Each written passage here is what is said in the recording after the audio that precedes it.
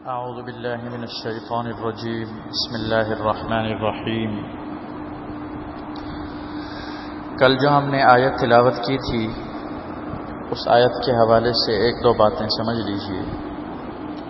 اللہ تعالیٰ نے فرمایا بنی اسرائیل کے بارے میں، یہودیوں کے بارے میں، وَضُرِبَتْ عَلَيْهِمُ الذِّلَّةُ وَالْمَسْكَنَةُ، کہ ان پر ذلت، محتاجی مار دی گئی ہے۔ یعنی یہودی اپنی ان حرکات کی وجہ سے اللہ کی نعمتوں کی ناشکری، انبیاء کو قتل کرنا، اللہ کے احکام کو بدل کے احکام کو توڑ دینا، خلاف ورزی کرنا، ان تمام گناہوں کی وجہ سے اللہ نے فرمایا وہ ذلیل رہیں گے، محتاج رہیں گے۔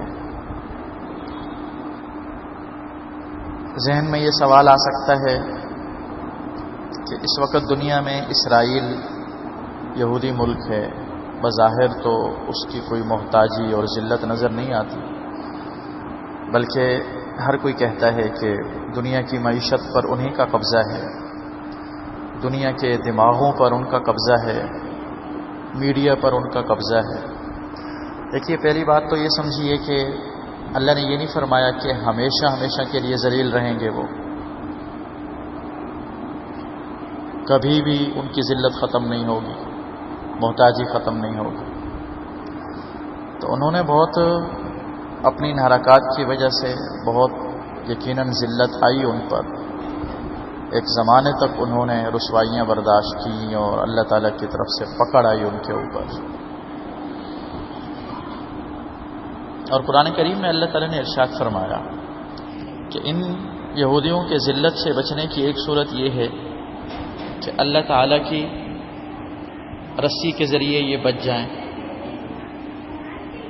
یعنی توبہ کر لیں، گناہوں سے معافی مانگ لیں، اللہ کی طرف رجوع کر لیں گے تو اللہ تعالیٰ کی پکڑ سے بچ جائیں گے۔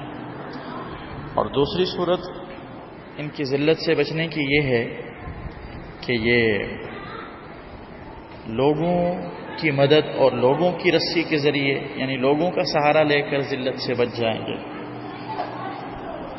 چنانچہ یہود دنیا میں کسی بھی طرح سے اگر ان کو کسی موقع پر عروج ملا ہو بظاہر، تو اس کے اندر دنیا کی دیگر اقوام کا عمل دخل ہوتا ہے۔ یہ بات مسلم ہے، مفسرین نے لکھا ہے، تاریخ دانوں نے یہ بات لکھی ہے اور بار بار کہی ہے کہ اگر یہودیوں سے عیسائیوں کا، بڑے جو امریکہ ہے، بڑے ممالک ہیں، اگر یہ اپنا ہاتھ اٹھا لیں تو انفرادی طور سے ان کی کوئی اوقات نہیں، ان کی کوئی حیثیت نہیں۔ تو انسانوں اور لوگوں کے سہارے سے انہوں نے تھوڑی بہت جو عزت لی ہوئی ہے وہ انہی کے سہارے لی ہوئی ہے۔ اگر ان کو دنیا میں عزت ملی ہوئی بھی ہے تو وہ الا بحبل من اللہ وحبل من الناس، وہ اللہ ہی کے قانون کی وجہ سے ملی ہوئی ہے کہ لوگوں کا سہارا لے کر یہ بچ جائیں گے ذلت اور محتاجی سے۔ اور اس واقعے سے اور ان سزاؤں سے ہمیں جو سبق ملتا ہے وہ یہ ہے کہ اللہ تعالیٰ کی نعمتوں کا شکر ادا کرنا چاہیے۔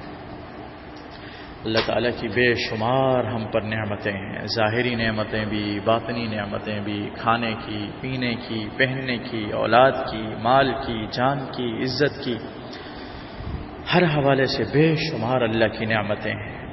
اللہ تعالیٰ کی ان نعمتوں کا خوب ہمیں شکریہ ادا کرنا چاہیے۔ نعمتوں کی ناشکری سے نعمت ختم ہو جاتی ہے، اللہ ناراض ہوتے ہیں۔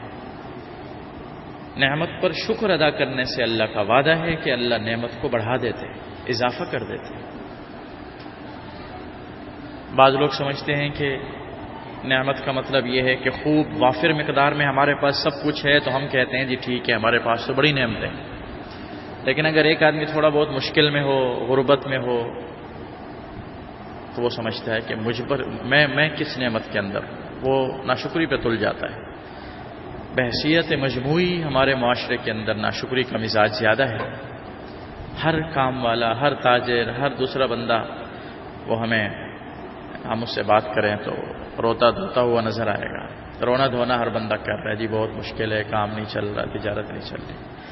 حالانکہ تمام مشکلات کے باوجود بھی ہم دیکھیں الحمدللہ کھانا پینا بھی ہو رہا ہے، اللہ تعالیٰ کی نعمتیں ہیں، کپڑا بھی ہے پہننے کے لیے، کھانے پینے کے لیے، طعام و پانی، سب چیزیں اللہ کی طرف سے موجود ہیں.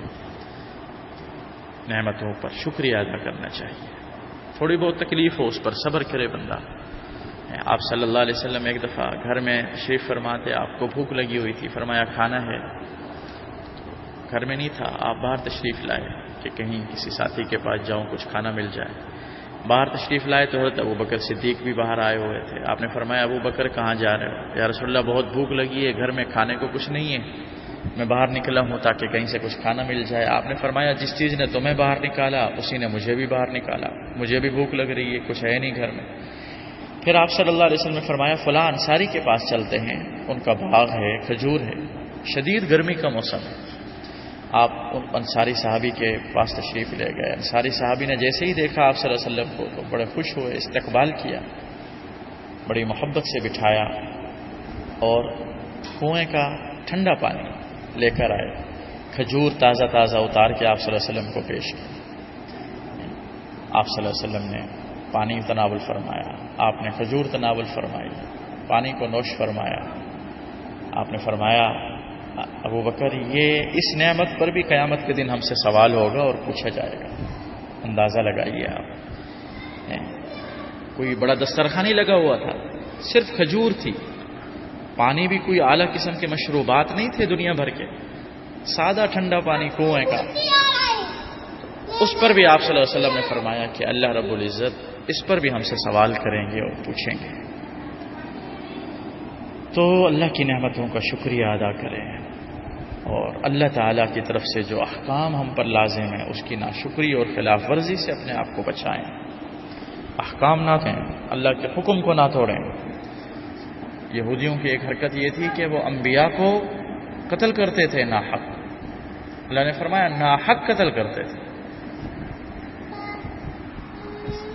اور ناحق اس لیے فرمایا، دیکھیں انبیاء کو قتل کرنا حق طریقے سے تو نہیں ہو سکتا. ناحق قتل کرنے کا مطلب یہ ہے کہ قتل کرنے والوں کو بھی پتہ ہوتا تھا کہ ہم ناحق قتل کر رہے ہیں، غلط کر رہے ہیں. بعض دفعہ قاتل سمجھ رہا ہوتا ہے میں ٹھیک کر رہا ہوں. یہودیوں کو بھی علم ہوتا تھا کہ یہ اللہ کے پیغمبر ہیں، نبی ہیں، پھر بھی وہ قتل کرتے تھے. یعنی اتنی جرت اور بے باکی اور گناہ پر اتنے وہ جری تھے کہ ایک چیز کو برا سمجھنے کے باوجود بھی وہ بڑی ہمت کے ساتھ کر جاتے تھے. اور گناہ بھی کیسا؟ انبیاء کو قتل کرنا. ایک عام سے عام، بلکہ ایک کافر کو بھی اگر ناحق طریقے سے کوئی بلا کسی وجہ کے مار دے تو یہ بہت بڑا جرم ہے. تو ایک مسلمان کو مارنا تو کتنا بڑا جرم ہے. حدیث قرآن میں آتا ہے کہ ایک جان کو مارنا بغیر کسی وجہ کے ایسے ہے جیسے پوری انسانیت کو قتل کر دینا. تو نبی کو قتل کرتے تھے. کتنا بڑا گناہ، کتنی بڑی اللہ کی نافرمانی.